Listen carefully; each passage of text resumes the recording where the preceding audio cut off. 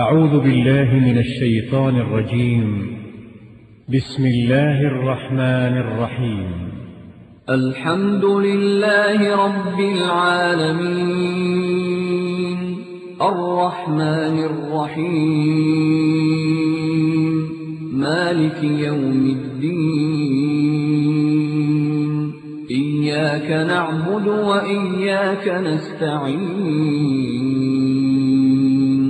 اهدنا الصراط المستقيم صراط الذين أنعمت عليهم غير المغضوب عليهم ولا الضالين.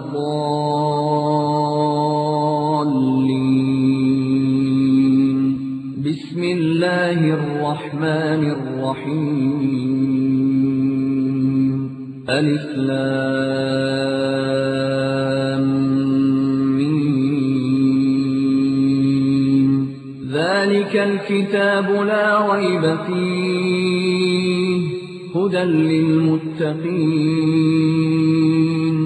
الذين يؤمنون بالغيب ويقيمون الصلاة ومما رزقناهم ينفقون.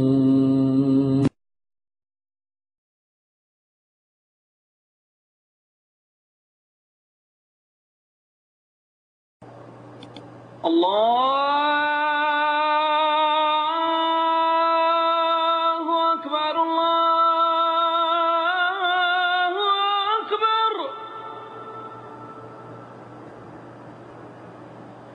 الله أكبر الله أكبر. أشهد أن لا إله إلا الله.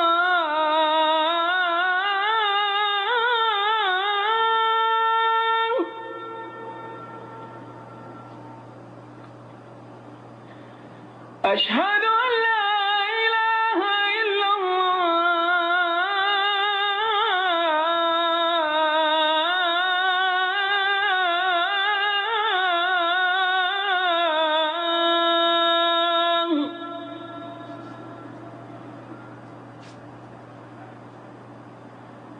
أشهد أن محمدًا رسول الله.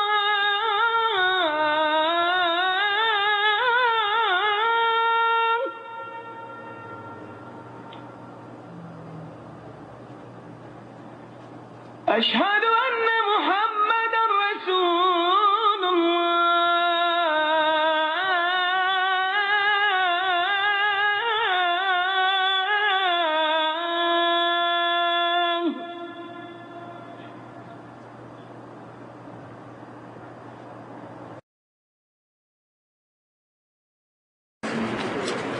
إن الحمد لله نحمده ونستعينه ونستغفره ونعوذ بالله من شرور أنفسنا ومن سيئات أعمالنا من يهده الله فلا مضل له ومن يضلل فلا هادي له وأشهد أن لا إله إلا الله وحده لا شريك له وأشهد أن محمدا عبده ورسوله.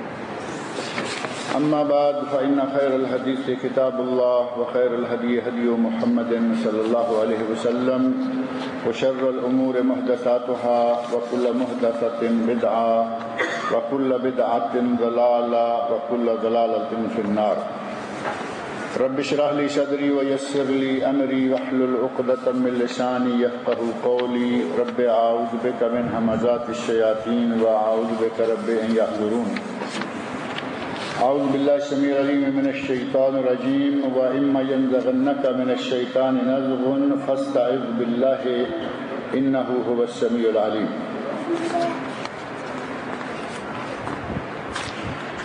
انسان میں کچھ ایسی عادتیں پائی جاتی ہیں کہ جو نتیجہ کے اعتبار سے بہت خطرناک ثابت ہوا کرتی ہیں، اگرچہ ان کے کچھ پہلو اچھے بھی ہیں اور بعض پہلو بڑے خطرناک ہوا کرتے ہیں، اور انہی اوصاف میں سے انہی صفات میں سے ایک صفت ہے صفت الغضب، غصہ۔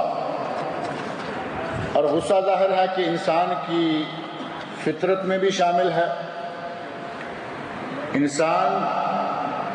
انسان کی تخلیق جن چیزوں سے ہے اس میں پانی، ہوا اور آگ، یہ تین چیزیں انسان کے مرکب میں، انسان کے خمیرہ میں شامل ہیں. اور ان تینوں چیزوں کو دیکھ لیں کہ ایک سے بڑھ کر ایک ہے. پانی ہے، ہوا ہے، آگ ہے، تو تینوں کا آپس میں کوئی جوڑ نہیں.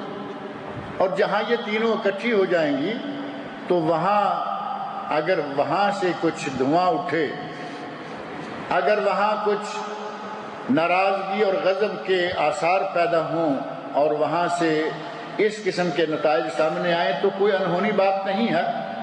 لیکن اس کے دو پہلو موجود ہیں.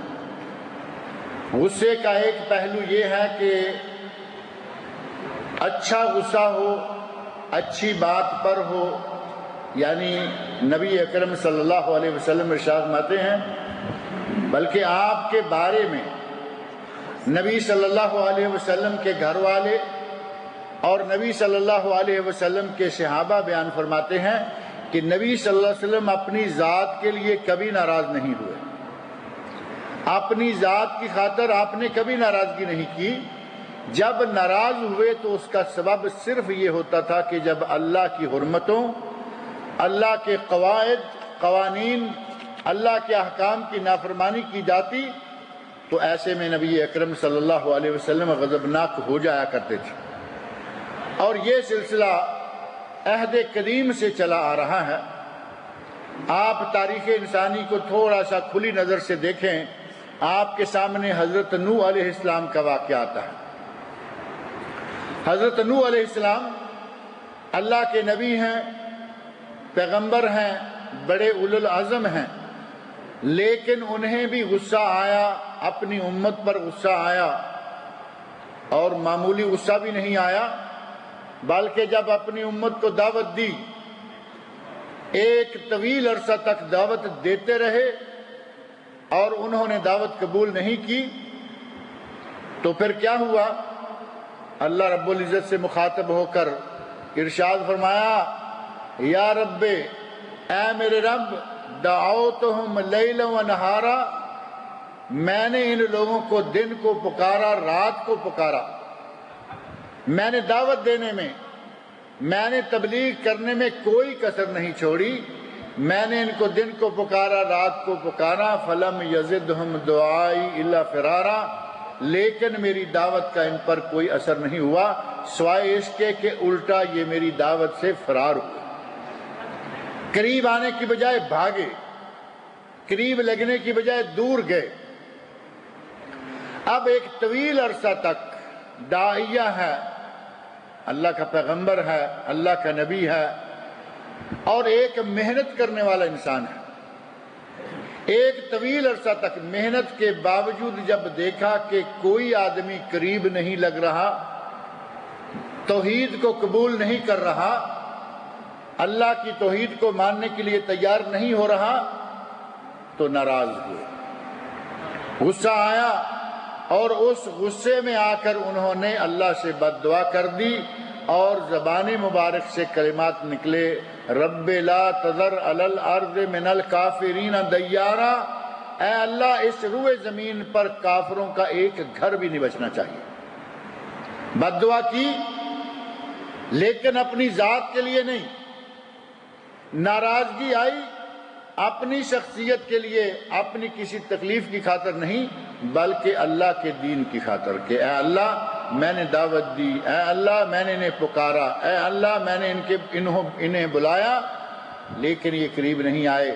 بالآخر غصہ میں آ کر بد دعا کی، اور اس بد دعا کو اللہ رب العزت نے فوراً قبول فرما لیا.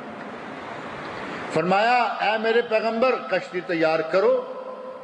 کشتی تیار ہونا شروع ہو گئی، اور قوم جو پہلے دعوت کو قبول نہیں کر رہی تھی اب انہوں نے مزید مذاق اڑانا شروع کر دیا اور کہنا شروع کر دیا کہ یہ بوڑھا اب ریت میں کشتی چلائے گا. کوئی کہتا کہ یہ بوڑھا اب پہاڑوں پہ کشتی چلائے گا. لیکن اللہ کا نظام اللہ نے جو سلسلہ شروع کیا تھا وہ مکمل ہوا، طوفان آیا اور اس نے تمام منکرین کو، تمام کافروں کو غرق کر دیا۔ نوح علیہ السلام کو غصہ آیا، لیکن ذات کی خاطر نہیں، دین کی خاطر، اللہ کی خاطر۔ اور مسلمان تو ہوتا ہی وہ ہے کہ وہ پیار کرے تو اللہ کے لیے اور دشمنی کا اظہار کرے تو اللہ کے لیے۔ مومن تو غصے ہوتا ہے تو صرف دین کی خاطر، اور اگر کسی سے محبت رکھتا ہے تو دین کی خاطر۔ الحب للہ والبغض فی اللہ۔ مومن وہ ہے، مسلمان وہ ہے کہ پیار بھی اللہ کے لیے اور دشمنی بھی اللہ کے لیے۔ اسی طرح حضرت موسیٰ علیہ السلام کا واقعہ قرآن کریم کے اندر موجود ہے، انہیں بھی غصہ آیا۔ اللہ رب العزت نے انہیں طور پر بلایا تورات دینے کے لیے، اور وہ طور پر گئے، واپس آنے تک دیکھا کہ پوری امت نے سامری کے پیچھے لگ کر، اب قرآن کریم میں وہ واقعہ موجود ہے کہ سامری نے بچڑا بنایا، بچڑے کے ایک طرف سے ہوا داخل ہوتی، دوسری طرف سے کچھ آواز سی پیدا ہوتی، لہو خوار، جس طرح بچڑے کی آواز ہوتی ہے ویسی ہی آواز آتی، اور وہ بچڑا بنایا گیا تھا، کوئی جیتا جاگتا بچڑا نہیں تھا۔ قوم نے سامری کے پیچھے لگ کر اس کی پوجا شروع کر دی، اور موسیٰ علیہ السلام نے جب دیکھا کہ میری قوم غیر اللہ کو پوج رہی ہے تو غصہ آ گیا۔ چونکہ اپنی قوم میں اپنے بھائی ہارون علیہ السلام کو چھوڑ کر گئے تھے، ہارون علیہ السلام پر ناراض ہوئے اور ان کے بالوں کو پکڑ لیا، سر کے بالوں کو پکڑ کر کہا کہ میں تمہیں ان میں چھوڑ کر گیا تھا اور یہ لوگ کیا کر رہے ہیں۔ اور دوسری جگہ ہے کہ انہوں نے داڑھی کو پکڑ لیا، غصے میں آئے تو داڑھی کو پکڑ لیا۔ ہارون علیہ السلام کہتے ہیں لا تاخذ بلحیتی، اے میرے ماں جائے، اے میرے بھائی، میری داڑھی کو نہ پکڑو، ولا تشمت بی الاعداء، اور ایسا کر کے میرے دشمنوں کو، اپنے دشمنوں کو خوش نہ کرو۔ دشمن تو خوش ہوں گے، دیکھیں گے کہ دونوں بھائی لڑ رہے ہیں، دونوں پیغمبر ہیں، دونوں جھگڑ رہے ہیں، وہ خوش ہوں گے، تم ایسا نہ کرو۔ میں نے اپنی قوم، میں نے تمہاری قوم، میں نے ان لوگوں کو پوری طرح سمجھانے کی تمام تر کوششیں کی، لیکن یہ لوگ سامری کے پیچھے لگ کر بہک گئے۔ حضرت موسیٰ علیہ السلام اتنے غضبناک ہوئے، اتنا غصے ہوئے کہ ہاتھ میں جو الواح تھیں وَأَلْقَى الْأَلْوَاحَ، وہ تختیاں پھینک دیں، غصے میں آئے تختیاں پھینک دیں، بھاگے اور ہارون علیہ السلام پر جھپٹ پڑے۔ موسیٰ علیہ السلام کو غصہ آیا، لیکن ذات کی خاطر نہیں، قوم میں شرک دیکھ کر، قوم میں غیر اللہ کی عبادت دیکھ کر، قوم میں بچڑے کی پوجا دیکھ کر۔ اس طرح پیغمبروں کو غصہ آتا ہے تو صرف دین کی خاطر۔ نبی صلی اللہ علیہ وسلم کی زوجہ محترمہ بیان فرماتی ہیں کہ نبی صلی اللہ علیہ وسلم کبھی کسی پر ناراض نہیں ہوئے، کبھی غصہ میں آ کر آپ نے اپنی کسی بیوی کو نہیں مارا، آپ نے کسی غلام، کسی کنیز، کسی خادمہ کو کبھی نہیں مارا۔ اور نبی کا مارنا، نبی صلی اللہ علیہ وسلم کا مارنا، بلکہ آپ فرماتے ہیں کہ جو نبی کو مار دے وہ بھی جہنمی، اور جسے نبی مار دے وہ بھی جہنمی، جسے نبی مار دے وہ بھی جہنمی، کیونکہ نبی کبھی کسی بے قصور آدمی کو نہیں مارے گا۔ نبی صلی اللہ علیہ وسلم نے تلوار اٹھائی تو مشرکین مکہ کے خلاف، تلوار اٹھائی تو یہودیوں کے خلاف، نبی صلی اللہ علیہ وسلم نے تلوار اٹھائی تو صرف اسلام کے دشمنوں کے خلاف اٹھائی۔ لہٰذا اگر کسی کو نبی صلی اللہ علیہ وسلم نے اپنی تلوار سے قتل کر دیا تو وہ سیدھا جہنمی، اور اگر کسی نے نبی کو قتل کر دیا، بنی اسرائیل کے انبیاء کو قتل کیا گیا، یہ واقعہ قرآن کریم کے اندر جا بجا موجود ہے کہ وہ اپنے انبیاء کو قتل تک کر دیا کرتے تھے۔ نبی کو قتل کر دے تو جہنمی، اور اگر کسی کو نبی قتل کر دے تو وہ بھی جہنمی، کیونکہ نبی کسی کو ذاتی خواہش، ذاتی لڑائی قتل نہیں کرتا، بلکہ نبی جب بھی قتل کرتا ہے تو اسے غصہ آتا ہے صرف دین کی خاطر، اللہ کی خاطر، توحید کی خاطر، اور یہ غصہ محمود ہے، یہ پسندیدہ غصہ ہے۔ انسان کے اندر دینی غیرت ہونی چاہیے، دینی حمیت ہونی چاہیے۔ قرآن کریم کی توہین کی جاتی رہے، نبی اکرم صلی اللہ علیہ وسلم کی گستاخیاں ہوتی رہیں اور مسلمان کے کان پر جوں تک نہ رینگے، یہ مسلمانی نہیں ہے، یہ بے غیرتی کی حد ہوتی ہے۔ مومن کو قرآن اور سنت، نبی اسلام اور اسلام، ان پر حملہ کرنے والوں پر غصہ آتا ہے، اور یہ ہے غضب محمود، پسندیدہ غصہ، یہ آنا چاہیے۔ کسی کی بہو بیٹی کو کوئی چھیڑے، غصہ آتا ہے یا نہیں؟ یہ غصہ ٹھیک ہے، یہ جائز ہے، بلکہ کسی کی بہو بیٹی کو کوئی چھیڑے تو یہ غصہ محمود ہے کہ اس آدمی میں غیرت پائی جاتی ہے۔ اور اگر کوئی خود کسی کی بہو بیوی کو چھیڑتا ہے، اس کی بہو بیٹی کو کوئی چھیڑے تو اسے غصہ آتا ہے، اور یہ بازار میں لوگوں کی بیٹیوں کو چھیڑتا پھرے تو اس کا کیا علاج ہوگا؟ اب ظاہر ہے کہ اس پہ اگر کوئی جوتے برساتا ہے تو یہ بھی اس کا مستحق ہے، اہل ہے اس کا۔ ایک غصہ محمود جو اللہ کی خاطر، کتاب اللہ کی خاطر، رسول اللہ کی خاطر، دین کی خاطر آئے، اور ایک غصہ ہے جو ناپسندیدہ ہے، جو غصہ اللہ کو، اللہ کے رسول صلی اللہ علیہ وسلم کو پسند نہیں ہے۔ اور وہ غصہ کون سا ہے؟ اگر کسی کو دیکھا کہ یہ دین کی طرف دعوت دے رہا ہے، یہ برائیوں سے روک رہا ہے، یہ امر بالمعروف کا کام کر رہا ہے، نہی عن المنکر کا کام کر رہا ہے، تو اس آدمی پہ غصہ آتا ہے۔ کچھ لوگ ایسے ہیں جن کو دعوت کے میدان میں کام کرنے والے لوگوں پر غصہ آتا ہے، دعوت کے میدان میں کام کرنے والے کی مجبوری ہے، اسے یہ بتانا ہوگا کہ قرآن کریم نے سود کو حرام قرار دیا، اور نبی صلی اللہ علیہ وسلم نے سود کا 1 درہم کھانے والے کو 36 مرتبہ زنا کرنے والے کے برابر قرار دیا۔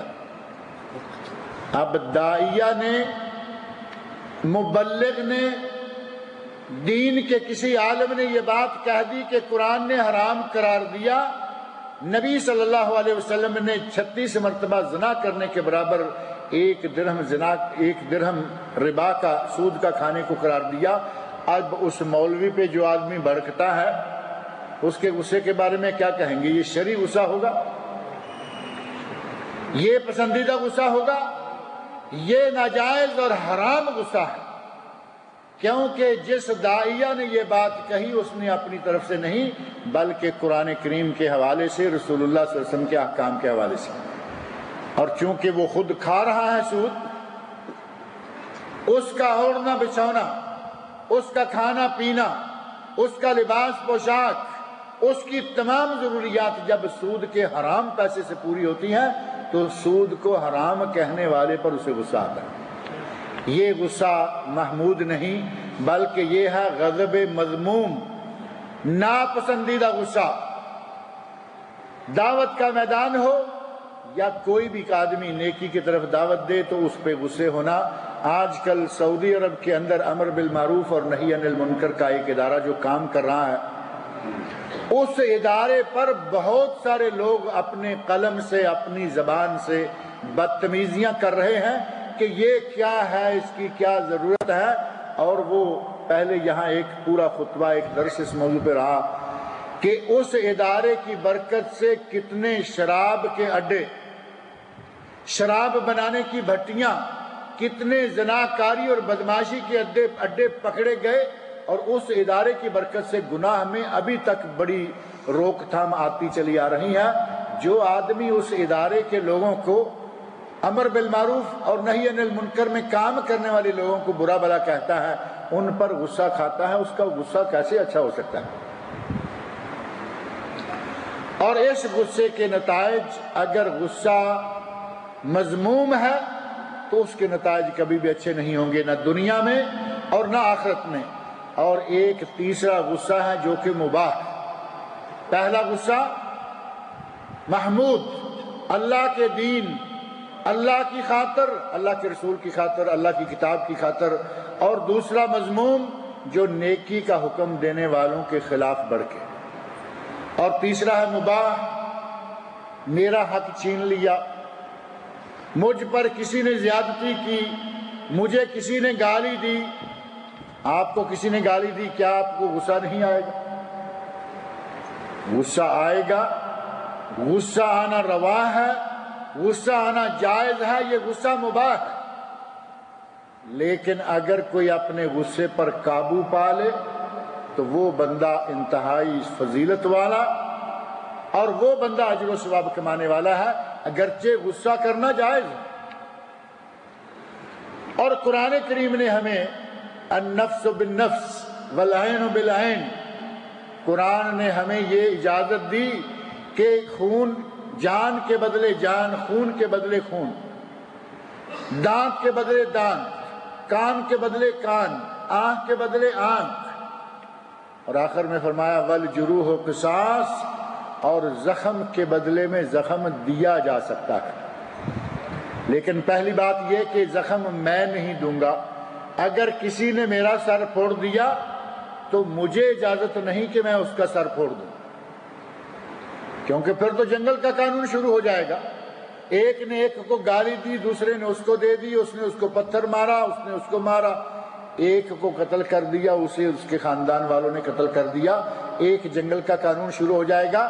شریعت کی روح سے جس پر کوئی زیادتی کرے، گالی گلوچ سے، سر پٹول مار، زد و کوب سے، حتیٰ کہ قتل سے، اس کا کیس محکمہ میں قاضی کے سامنے چلایا جائے اور قاضی اس کو دیکھے گا کہ اب اس کا کیس کس پوزیشن میں ہے، اس کو کون سا حق پہنچتا ہے۔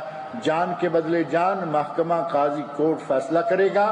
آنکھ کے بدلے کان کے بدلے دانت کے بدلے زخم کے بدلے کتنا اس کو زخم دینا ہے، یہ سارے معاملات کورٹ کچہری کے ذریعے کیے جائیں گے، لیکن یہ جائز۔ اگر کوئی بدلہ مانگتا ہے جان کے بدلے میں تو جائز، لیکن قرآن نے فرمایا کہ اگر معاف کر دیتا ہے تو یہ بہت ہی بڑا کام ہے۔ یہ ہے مباح غصہ۔ کسی نے گالی دی، آپ نے اس کو گالی دے دی، اب آپ یہ بتائیے کہ ان دونوں میں فرق کیا رہا؟ اس نے بھی گالی دے دی، آپ نے بھی گالی دے دی، آپ نے اپنا حق استعمال کیا، لیکن جس طرح وہ گناہ گار ہوا اسی طرح آپ بھی گناہ گار ہوئے۔ شیخ سعدی کی ایک حکایت بڑی مشہور ہے۔ شیخ سعدی شیرازی، انہیں کتے نے کاٹ لیا، باہر سے آئے، پنڈلی سے خون بہہ رہا ہے، گھر میں چھوٹی سی بچی کھیل رہی ہے، آواز دی بیٹا جلدی آؤ۔ بیٹی آئی اور کہا کہ تھوڑا سا کپڑے کا ٹکڑا جلا کے مجھے دو، مرہم بنا کے اس کے اوپر لگانی ہے۔ اس وقت ہماری طرح گلی گلی میں جگہ جگہ میں ڈاکٹر کلینک اور یہ وہ نہیں تھا۔ بچی کو کہتے ہیں کہ لاؤ۔ بچی کپڑے کا ٹکڑا جلا رہی ہے، دوا بنا رہی ہے، ساتھ خون بہتا دیکھ کر اپنے اس کے بیچاری کے خون کے آنسو رو رہی ہے، غصے میں کہتی ہے کہ ابا جان کیا ہوا؟ ابا جان کہتے ہیں بیٹی کتے نے کاٹ لیا ہے۔ اب بیٹی اتنی سمجھدار نہیں ہے کہ سمجھداری کرے، جو کہہ رہے ہیں کر رہی ہے، لیکن جب کہا کہ مجھے کتے نے کاٹ لیا ہے تو کہتی ہے ابا جان آپ نے اسے کیوں نہیں کاٹا؟ اور اس کی عمر کا تقاضا یہی تھا۔ شیخ سعدی رحمت اللہ علیہ بڑے مختصر لفظوں میں کہتے ہیں کہ بیٹی اگر میں بھی اسے کاٹ لیتا تو میرے اور کتے کے درمیان فرق کیا رہ جاتا؟ ایک نے گالی دی، آپ نے اسے ایک کی بجائے 2-4 گالیاں دے دی، تو آپ کا اس کا فرق کیا ہے؟ بلکہ اس سے احمقانہ حرکت میں آپ تو 4 قدم آگے نکل گئے۔ یہ مباح ضرور ہے، یہ غصہ کھانا ضرور جائز ہے، لیکن یہاں عقل مندی کا تقاضا یہ ہے کہ اپنے غصے پر قابو پایا جائے۔ نبی اکرم صلی اللہ علیہ وسلم ارشاد فرماتے ہیں لیس الشدید بالسرعہ، آدمی طاقت سے، آدمی اپنی قوت سے کسی کو پچھاڑ دے، یہ پہلوانی نہیں ہے۔ انما الشدید الذی یملک نفسہ عند الغضب، طاقتور وہ ہے، پہلوان وہ ہے، پچھاڑنے والا وہ ہے جب کہ غصہ آئے تو وہ اپنے غصے پر قابو پا سکے۔ یہ ہے مسلمانوں کا پہلوان۔ مسلمان پہلوان وہ ہے کہ چاہے وہ بالکل انگلی کی طرح پتلا ہو، لیکن جب غصہ آئے تو اپنے غصے پر قابو پا سکے، اپنے آپ پر کنٹرول رکھ سکے۔ نبی صلی اللہ علیہ وسلم نے اس آدمی کو پہلوان قرار دیا ہے۔ اور اگر غصہ آیا، آگ بگولا ہو گیا، تو ظاہر ہے کہ وہ پہلوان کیا ہوگا۔ نبی صلی اللہ علیہ وسلم نے اس کی پہلوانی یا طاقت کی نفی فرمائی ہے۔ غصہ آئے تو اس کو کنٹرول کرو، اس کو سنبھالو۔ نبی اکرم صلی اللہ علیہ وسلم، صحابہ کرام رضی اللہ عنہم، تابعین، ائمہ، بے شمار واقعات ہیں کہ ان کے ساتھ کیا کیا کچھ ہوا اور انہوں نے اپنے غصے پر کس طرح قابو پایا۔ نبی اکرم صلی اللہ علیہ وسلم کے سامنے دو آدمی ایک دوسرے پر گالی گلوچ کر رہے ہیں، برس رہے ہیں۔ نبی صلی اللہ علیہ وسلم ارشاد فرماتے ہیں انی لعالم کلمۃ لو قالها، میں ایک ایسا کلمہ جانتا ہوں کہ اگر یہ اسے کہہ دے تو اس کا غصہ کفور ہو جائے گا، ختم ہو جائے گا۔ اور پھر آپ نے فرمایا کہ یہ کیا کہے؟ اعوذ باللہ من الشیطان الرجیم۔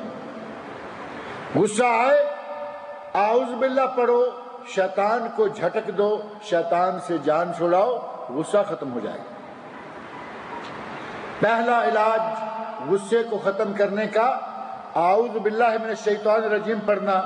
میں نے جو آیت پڑھی تھی اس میں ہے وَإِمَّا يَنزَغَنَّكَ مِنَ الشَّيْطَانِ نَزْغٌ فَاسْتَعِذْ بِاللَّهِ إِنَّهُ هُوَ السَّمِيعُ الْعَلِيمُ۔ اگر غصہ آئے تو اللہ کی پناہ مانگو۔ شیطان غصے کا سبب بنتا ہے، اللہ کی پناہ مانگو کہ اے اللہ میں تیری پناہ میں آتا ہوں، اور اللہ رب العزت اس کے غصے کو زائل کر دے گا۔ اور دوسری بات یہ نبی اکرم صلی اللہ علیہ وسلم کی بتائی ہوئی کہ غصہ شیطان کی وجہ سے ہوتا ہے، اور شیطان آگ سے ہے۔ غصہ شیطان کی وجہ سے آتا ہے اور شیطان آگ سے ہے۔ اب غصے کو ٹھنڈا کرنے کے لیے یا آگ کو ٹھنڈا کرنے کے لیے کیا چیز ہے؟ پانی۔ غصہ آیا ہوا ہے، پانی کا گھونٹ لیجئے، 2-4 گھونٹ پانی کے پی لیجئے، اپنے منہ پہ چھینٹا ماریے، جو غصے سے یہ چہرہ لال ہوا تھا، ٹھنڈے پانی سے اس کی لالی کم ہونا شروع ہو جائے گی، غصہ ختم ہو جائے گا۔ ہم نے نبی صلی اللہ علیہ وسلم کے بتائے ہوئے علاج کبھی استعمال ہی نہیں کیے۔ نبی صلی اللہ علیہ وسلم نے جو علاج بتائے ہیں ہم علاج کریں تو ہمارے معاشرے سے یہ لڑائیاں جھگڑے بہت حد تک کم ہو جائیں۔ آپ نے فرمایا اعوذ باللہ پڑھو۔ آپ یہ تجربہ کر کے دیکھ لیں کبھی بھی کہ آدمی پہ غصہ آیا ہوا ہو، 2-3 مرہ اعوذ باللہ من الشیطان الرجیم، اعوذ باللہ من الشیطان۔ یہاں آپ ایک عادت عربوں میں دیکھیں گے، گناہ سب جگہ موجود ہے، عربوں میں بھی موجود ہے، عجموں میں بھی موجود ہے، یہاں بھی نافرمانیاں وہاں بھی نافرمانیاں، لیکن کچھ عادتیں عربوں میں ایسی ہیں کہ یہ قدم قدم پر۔ ایک دن میں پہلے ذکر کر رہا تھا کہ عربوں میں یہ عادت ہے کہ کوئی اچھی چیز دیکھیں تو فوراً کہیں گے ماشاء اللہ تبارک اللہ، ماشاء اللہ تبارک اللہ، ماشاء اللہ۔ سنتے ہوں گے آپ بھی۔ اسی طرح ان عربوں میں عادت ہے کہ ان کو کبھی کوئی غصے والی بات کہہ دے، انہیں غصہ آنا شروع ہو، ساتھ ہی مسلسل اعوذ باللہ من الشیطان الرجیم، اعوذ باللہ من الشیطان الرجیم۔ اگر کسی کو دیکھا کہ غصہ کر رہا ہے، 2 آدمی جھگڑنے کے قریب ہیں، غصہ کر رہے ہیں، کہیں گے تعوذ باللہ من الشیطان الرجیم، تعوذ یا رجال تعوذ باللہ من الشیطان الرجیم۔ اے آدمی اللہ کی پناہ مانگو، شیطان کے شر سے اللہ کی پناہ مانگو۔ اگر کوئی اللہ کی پناہ مانگے، قرآن نے فرمایا وَإِمَّا يَنزَغَنَّكَ مِنَ الشَّيْطَانِ نَزْغٌ فَاسْتَعِذْ بِاللَّهِ۔ شیطان چوکا مارے، شیطان لڑائی کروانا چاہے، شیطان جھگڑے میں مبتلا کرنا چاہتا ہے، سر پٹول یا جنگ کروانا چاہ رہا ہے، اعوذ باللہ من الشیطان الرجیم پڑھو، شیطان کا اثر زائل ہو جائے گا۔ شیطان آگ سے بنایا گیا ہے، پانی پیو، وضو کرو، شیطان کا دیا ہوا یہ غصہ نکل جائے گا۔ اور ایک تیسرا طریقہ غصہ کو ختم کرنے کا یہ ہے کہ اگر کسی کو غصہ آئے تو اپنی حالت کو بدل لے۔ کھڑا ہے، غصہ آ گیا، اب حالت کو کیسے بدلے گا؟ بیٹھ جائے، اور اگر کسی مجلس میں بیٹھے بیٹھے گرما گرمی ہو گئی، بیٹھا ہوا ہے تو لیٹ جائے، ٹیک لگا لے لیٹ جائے۔ آپ نے دیکھا ہوگا کہ جب آدمی لیٹا ہوا ہو غصہ آئے تو بیٹھ جاتا ہے، ٹیک لگا کے غصہ آئے تو اکڑوں سیدھا ہو کے بیٹھ جاتا ہے، اور بیٹھے ہوئے کو غصہ آئے تو کھڑا ہو جاتا ہے۔ ہم نے تو رسول اللہ صلی اللہ علیہ وسلم کی بتائی ہوئی تعلیمات کا بالکل الٹ شروع کر رکھا ہے۔ ہمیں غصہ آئے تو بیٹھے ہوئے اٹھ کے کھڑے ہو جاتے ہیں، اور اصل میں سمجھتے یہ ہیں کہ بیٹھے ہوئے کہیں یہ اوپر نہ آ گرے، حملہ نہ کر دے، اٹھیں گے تو گلے کو پکڑنا آسان ہو جائے گا، اس کو قابو کرنا۔ اگر رسول اللہ صلی اللہ علیہ وسلم کا بتایا ہوا علاج استعمال کریں تو یقیناً غصہ ختم ہو جائے گا۔ کھڑے ہیں بیٹھ جائیں، بیٹھے ہیں لیٹ جائیں، پانی مہیا ہے وضو کریں، پانی پئیں، اور اپنی زبان سے اعوذ باللہ من الشیطان الرجیم پڑھے، غصہ ختم ہو جاتا ہے۔ صحابہ کرام، تابعین کرام، حضرت امام زین العابدین حضرت علی رضی اللہ عنہ کے پوتے زین العابدین علی بن حسین بن علی بن ابی طالب رضی اللہ عنہم، حضرت علی رضی اللہ عنہ کے پوتے غلام نے، نوکروں پر غصہ زیادہ ہی آتا ہے، نوکر سے کیسے ایسے کوئی گستاخی ہو جائے۔ غلام پانی لا رہا تھا وضو کرنے کے لیے، اور وہ ہاتھ میں جو برتن تھا وہ ہاتھ سے گرا، چھینٹے زین العابدین رحمت اللہ علیہ پر پڑے اور کوئی پاؤں پہ تھوڑی سی چوٹ بھی لگ گئی۔ غصہ آیا، غلام سمجھدار تھا، پڑا ہوا تھا، غلام نے فوراً آیت قرآن کریم کی پڑھی وَالْقَاظِمِينَ الْغَيْظَ وَالْعَافِينَ عَنِ النَّاسِ وَاللَّهُ يُحِبُّ الْمُحْسِنِينَ۔ آیت غلام کو یاد ہے، وہ کچھ صرف نوکری کرنے والے غلام تو نہیں تھے، دیندار پڑھے لکھے سمجھدار غلام ہوا کرتے تھے، غلامی ان کی قسمت میں آ گئی تھی۔ غصہ دیکھا، پڑھا وَالْقَاظِمِينَ الْغَيْظَ، 3 ٹکڑوں میں آیت کو پڑھا۔ پہلا ٹکڑا، امام صاحب کو غصے میں دیکھا تو کہا وَالْقَاظِمِينَ الْغَيْظَ، اللہ کے بندے وہ ہیں جو غصے کو پی لیتے ہیں، کھا جاتے ہیں۔ امام زین العابدین رحمت اللہ علیہ وہ بھی چونکہ قرآن جاننے والے ہیں، عرب ہیں، نبی صلی اللہ علیہ وسلم کے خاندان کے فرد ہیں، کہا کظمنا غیظنا، اے غلام ہم نے اپنا غصہ پی لیا۔ غلام نے کہا وَالْعَافِينَ عَنِ النَّاسِ، صرف غصہ پی کر اندر ہی اندر پی کر نہیں بیٹھ جاتے، بلکہ جن پہ غصہ آیا ہوتا ہے ان کو معاف بھی کر دیتے ہیں۔ تو فوراً کہا قد عفونا عنک، غلام جاؤ ہم نے تمہیں معاف بھی کر دیا۔ یہ قرآن کی آیت ایک ایک 2 لفظ کر کے پڑھ رہے ہیں، اور سامنے والا سٹیپ بائی سٹیپ قرآن کریم کے ایک ایک لفظ پر عمل کرتا جا رہا ہے۔ غصہ بھی ختم ہوا، اور ساتھ ہی وَالْعَافِينَ عَنِ النَّاسِ معاف بھی کر دیا، گستاخی یا غلطی معاف بھی کر دی۔ اور غلام کہتا ہے وَاللَّهُ يُحِبُّ الْمُحْسِنِينَ، اللہ احسان کرنے والوں کو پسند فرماتا ہے۔ تو کہا جاؤ تم آزاد ہو، ہم نے تم پر یہ احسان کیا کہ آج کے بعد تم آزاد ہو۔ نبی صلی اللہ علیہ وسلم کی بتائی ہوئی باتوں، بتائے ہوئے علاجوں اور قرآن کریم کے بتائے ہوئے علاج پر عمل کیا جائے تو پھر یہ شکل بنتی ہے، اور اگر اس کا الٹ کیا جائے، لیٹا ہوا بیٹھ جائے، بیٹھا ہوا کھڑا ہو جائے، کھڑا ہوا بھاگ کر جھپٹ کر گلے پڑے، تو نبی صلی اللہ علیہ وسلم کے بتائے ہوئے عمل پر ہم نے عمل نہیں کیا، بلکہ ہم نے اس کا الٹ کیا، اور اس کے نتائج آپ دیکھ رہے ہیں۔ گلی میں، محلے میں، یہاں وہاں، کہیں صرف ہاتھا پائی، کہیں صرف گالی گلوچ، کہیں سر پٹول، اور کہیں باقاعدہ خاندانوں کی لڑائیاں، اور پھر بڑھتے بڑھتے یہ لڑائیاں لمبا رنگ اختیار کر جاتی ہیں۔ غصہ کہتے ہیں غصہ حرام ہے۔ اب اس قسم کا غصہ حرام ہے کہ غصے کے نتیجہ میں سامنے والے کو جان سے ہی ختم کر دیا۔ یہ قتل ہوا کرتے تھے غصے کی وجہ سے۔ نبی صلی اللہ علیہ وسلم کے عہد مبارک میں بھی ایسے واقعات پیش آئے۔ ایک آدمی کہیں لکڑیاں اکٹھی کر رہے ہیں، درخت سے لکڑیاں اٹھا رہے ہیں، آپس میں ان کا اختلاف ہو گیا، اور اس نے کلہاڑا جس سے لکڑیاں کاٹ رہے تھے سامنے والے کے سر پہ کلہاڑا مارا، سر پہ کلہاڑا گیا، آدمی گیا۔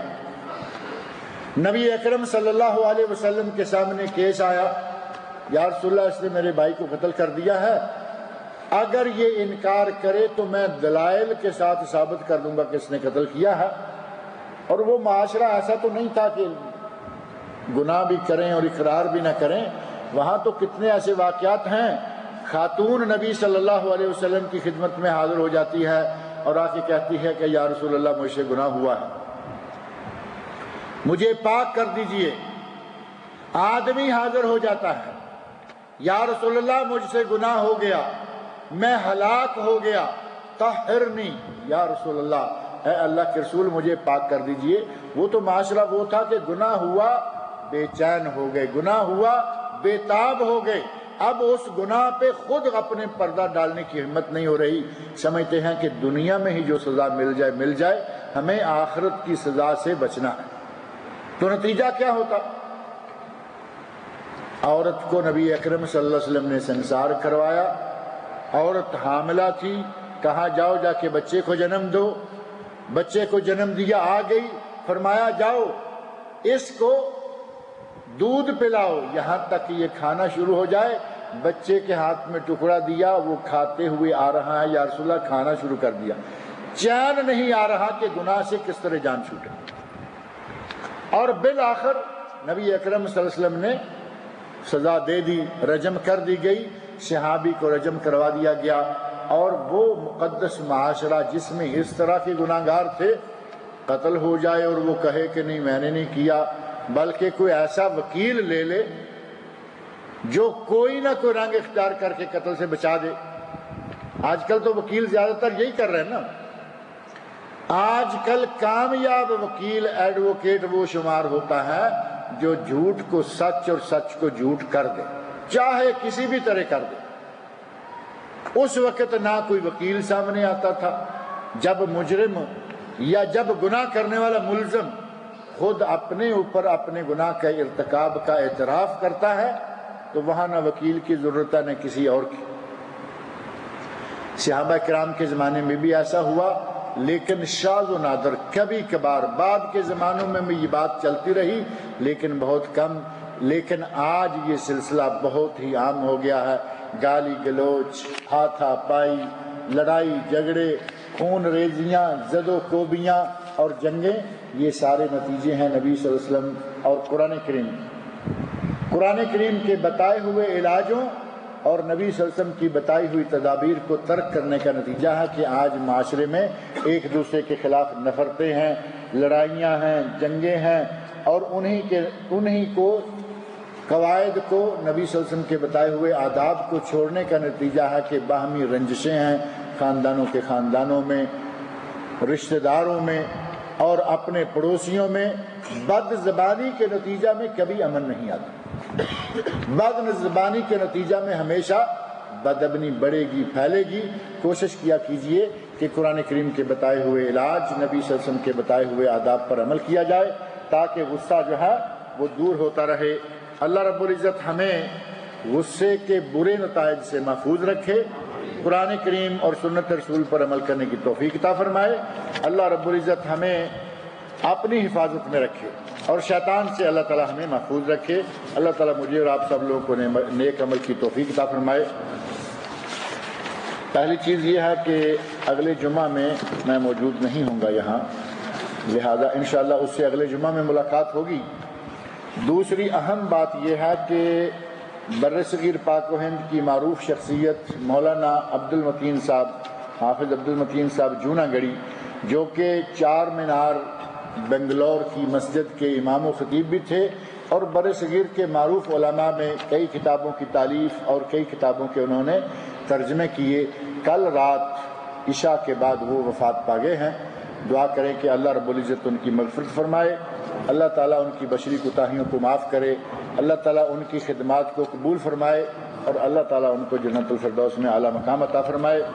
ان کے علاوہ بھی جتنے نیک لوگ، اہل توحید، دیندار لوگ فوت ہوئے ہیں، اللہ تعالیٰ ان کی مغفرت فرمائے، اور جتنے بیمار ہیں، عالم غیر عالم مسلمان، اللہ تعالیٰ سب کو شفائے کاملہ و عاجلہ عطا فرمائے۔ ہاں یہ سیریز کا ایک سیٹ آیا ہوا ہے، یہ جو پہلے آپ کے پاس 3 والیوم شاید تفسیر القرآن کے دو پہلے آپ کو پہنچ چکے ہیں، یہ تیسرا والیوم ہے، اور یہ باہر عابد بھائی کے پاس موجود ہے، جن کو چاہیے جاتے ہوئے مرکز دعوت و ارشاد کا جو تفسیر القرآن کا سلسلہ چل رہا ہے، یہ والیوم 3 ہے۔ کہتے ہیں کہ ہمارے کچھ احباب جب عمرہ یا حج کے لیے جاتے ہیں تو وہاں جا کر خانہ کعبہ اور اپنی تصاویر موبائل کیمرہ سے بلکہ فلم بناتے ہیں، تو کیا یہ کام ٹھیک ہے؟ شریعت میں ایسا کرنا جائز ہے جبکہ اسلام نے تصویر سے منع فرمایا ہے؟ اور وہ احباب حجت کے طور پر یہ حوالہ دیتے ہیں کہ ہمارے علماء کرام بھی تو کعبہ کی تصاویر، ہمارے علماء کرام کی بھی، حتیٰ کہ امام کعبہ کی بھی تو تصویر لی جاتی ہے۔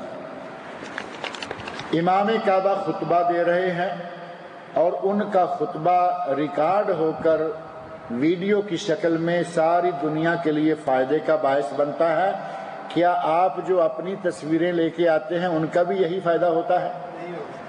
یہی آپ کے سوال کا مکمل جواب ہے۔ اگر کہیں ہو سکتا ہے کہ کل کو کوئی یہ بھی کہے کہ یہاں جو بڑی لائٹ جل رہی ہے اور یہاں کیمرہ بھی لگا ہوا ہے، تو کیا تمہاری تصویر جائز ہے اور ہماری ناجائز ہے؟ ابھی آپ یہ دیکھ سکتے ہیں کہ اس تصویر میں اور اس میں کتنا فرق ہے۔ یہ خالص دینی جذبہ سے علم کی نشر و اشاعت کے لیے درس ہو، اور یہاں جتنے آپ لوگ بیٹھے ہیں 100 ہیں 200 ہیں، اس سیڈیز کے ذریعے یہ جیسے بن کے جا رہی ہیں، اب یہ آگے سینکڑوں ہزاروں لاکھوں کو جائیں گی، انشاءاللہ العزیز کسی نہ کسی کو فائدہ ہوگا۔ اور جو تصویریں لوگ لاتے ہیں سمندر کے کنارے پہ کھڑے ہو کر، حرم کے قریب کھڑے ہو کر، یا کہیں مدینہ میں یا مکہ میں کسی بھی جگہ، وہ آپ کی ذاتی تصویریں ہیں، ان سے کسی قسم کا کوئی فائدہ ہونے والا نہیں، بلکہ الٹا نقصان ہوگا، گناہ ہوگا۔ لہٰذا اس کو اور اس کو، اور پھر آپ نے اچھا کیا ہے کہ امام حرم کی تصویر کی بات کی ہے، ہماری بات ہوتی تو شاید نہ جمتی۔ امام حرم کی تصویر اور آپ کی تصویر میں لاکھوں نہیں کروڑوں میلوں کا فرق ہے، لہٰذا اپنے سوال کا جواب اپنی بات میں ہی محفوظ کر سکتے ہیں۔ ہمارے کچھ احباب سفر میں یا روزمرہ زندگی میں نماز کے لیے جب وضو کرتے ہیں تو جراب کے اوپر مسح کر لیتے ہیں، اس کے بارے میں کیا ہے؟ جراب کے اوپر مسح کرنا نبی اکرم صلی اللہ علیہ وسلم سے ثابت ہے۔ امام ابو حنیفہ رحمۃ اللہ علیہ کو چھوڑ کر باقی سارے ائمہ فقہا شروع سے ہی مانتے آ رہے ہیں، اور امام ابو حنیفہ رحمۃ اللہ علیہ شروع میں قائل نہیں تھے، لیکن بعد میں وفات سے پہلے ان کو بھی حدیث رسول پہنچ گئی تھی اور انہوں نے بھی اپنے سابقہ فتویٰ سے رجوع کر لیا تھا، اور یہ بات فتح القدیر شرح ہدایہ اور اسی طرح المیزان الکبریٰ امام شارانی رحمۃ اللہ علیہ فقہ کی دونوں معتبر اور موٹی موٹی بڑی کتابیں ہیں، ان میں یہ بات موجود ہے۔ اب پتہ نہیں کہ ہمارے لوگ جو فقہ حنفی پڑھتے ہیں وہ کون سی کتابیں پڑھتے ہیں۔ ہدایہ جو سب سے بنیادی فقہ حنفی کی کتاب شمار ہوتی ہے، اس کی شرح ہے فتح القدیر، امام ابن الحمام رحمۃ اللہ علیہ کی لکھی ہوئی، یہ 5-7 جلدوں میں شرح ہے۔ اس میں یہ لکھا ہوا ہے کہ امام صاحب نے رجوع کر لیا۔ المیزان الکبریٰ شارانی میں لکھا ہوا ہے کہ امام صاحب نے رجوع کر لیا۔ اب ہم پتہ نہیں کس امام کے بارے میں پڑھتے رہتے ہیں، یا میں تو کئی مرتبہ کہا کرتا ہوں کہ ہمارے لوگ امام ابو حنیفہ کے مقلد نہیں، یہ امام مسجد کے مقلد ہوتے ہیں۔ امام مسجد نے کہا ہوا ہے کہ مسح نہیں کرنا تو نہیں کرنا، امام صاحب نے کہا ہوا ہے عمرہ کے لیے جاتے ہوئے راستے میں تمہیں وہابی لوگ کہیں گے 2 نمازیں کٹھی پڑھ لیتے ہیں، نہیں پڑھنا، یہ کہیں گے قصر کرنی ہے، نہیں کرنا۔ ہم ان اپنے امام مسجدوں کے امام مسجد کے مقلد ہوتے ہیں۔ امام ابو حنیفہ ہماری تقلید سے بری ہیں، وہ رجوع کر لیں، ہم رجوع نہیں کرتے، وہ کہیں قرآن کو لے لو، حدیث رسول کو لے لو، میری بات کو چھوڑ دو، ہم یہ بھی نہیں مانتے۔ تو اب بتائیے کہ ہم کیا چیز ہیں؟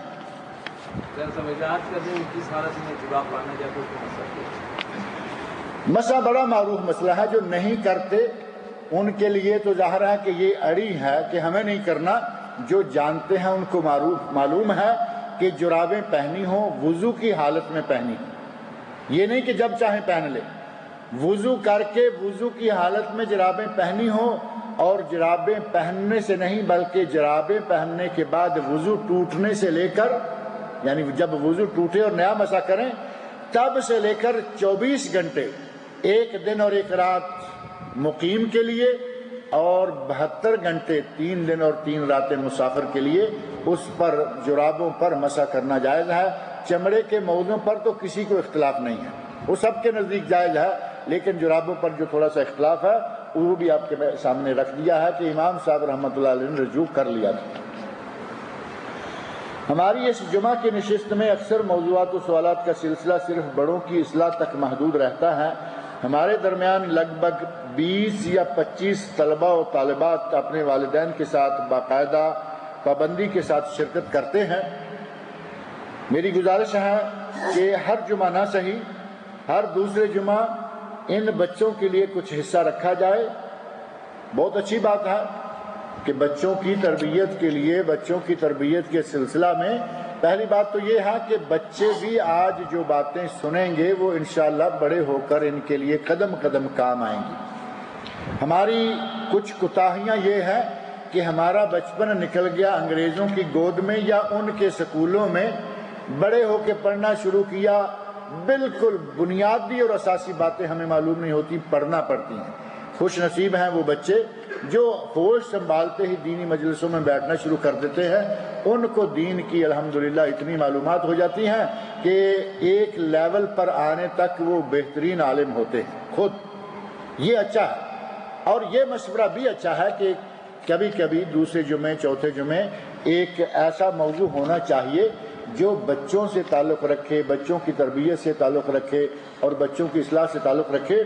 انشاءاللہ یہ آپ کا مشورہ جو ہے وہ خطیب مسجد کے ڈسکس کیا جائے گا، ان سے بات کری جائے گی تاکہ وہ بھی اس کا اہتمام کیا کریں اور آپ کے سامنے یہ موضوعات آتے رہیں۔ دوسرا مشورہ والدین سے یہ ہے کہ سوالات میں ہر جمعہ 1-2 سوال بچوں کی طرف سے شامل کر لیں۔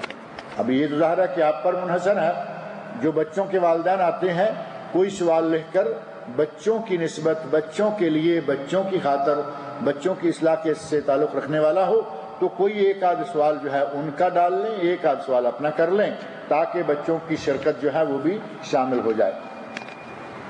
اس سے ہمیں 2 فائدے ہوں گے، بچوں کی رہنمائی اور دلچسپی بڑھے گی، دوسرا ان کے ذہنوں میں اگر کوئی اشکال، کوئی الجھن، کوئی کنفیوژن ہے جسے ہم والدین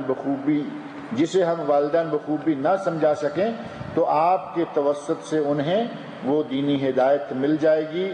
یہ بچے ہماری قوم کا سرمایہ، یہ سیاسی جملہ ہے بڑا اسپیشل، لیکن یہ جملہ ٹھیک ہے کہ بچے قوم کا سرمایہ ہوتے ہیں۔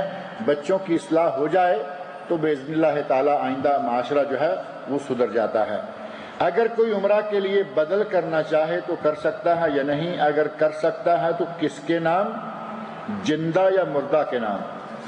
یہ اردو میں جندہ ہی لکھا جیم کے ساتھ، زے کے ساتھ زندہ نہیں۔ مقصد یہ ہے کہ عمرہ بدل کرنا جائز ہے یا نہیں۔ اس سلسلہ میں علماء کرام کا فتویٰ بھی میں سناتا رہتا ہوں اور اپنی تحقیق بھی بتاتا رہتا ہوں۔ نبی صلی اللہ علیہ وسلم سے حج بدل کے بارے میں واقعات 1 2 4 ملتے ہیں کہ صحابہ نے پوچھا، نبی اکرم صلی اللہ علیہ وسلم نے جواب دیا اور حج بدل کو جائز قرار دیا۔ کوئی ایک واقعہ بھی ایسا میری نظر سے نہیں گزرا آج تک کہ نبی صلی اللہ علیہ وسلم سے کسی نے یہ پوچھا ہو کہ یا رسول اللہ میں فلاں کی طرف سے عمرہ کرنا چاہوں تو ہوتا ہے یا نہیں، اور آپ نے کہا ہوتا ہے۔ کوئی واقعہ نہیں ملتا، لیکن علماء کرام کا یہ فتویٰ ہے کہ چونکہ عمرہ بھی حج کی طرح کا عمل ہے اور یہ چھوٹا حج ہے، جب حج ہو جاتا ہے تو عمرہ بھی ہو جاتا ہے، لہذا کریں، اور خاص طور پر فوت شدہ کی طرف سے کریں۔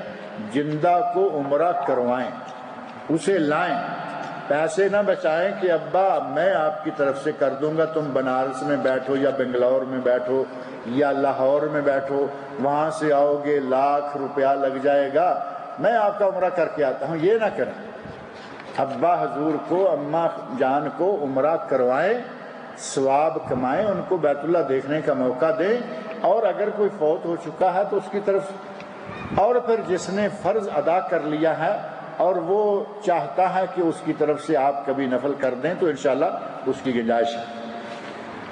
پلکوں کے 2-4 بال اگر ٹیڑھے ہوں تو کیا ان کو کاٹ سکتے ہیں؟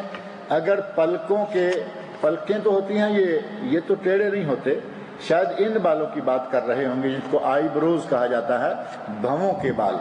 اگر کوئی ٹیڑھے بال ہیں آنکھوں میں لگ رہے ہیں کاٹ دیں، انشاءاللہ کوئی حرج نہیں۔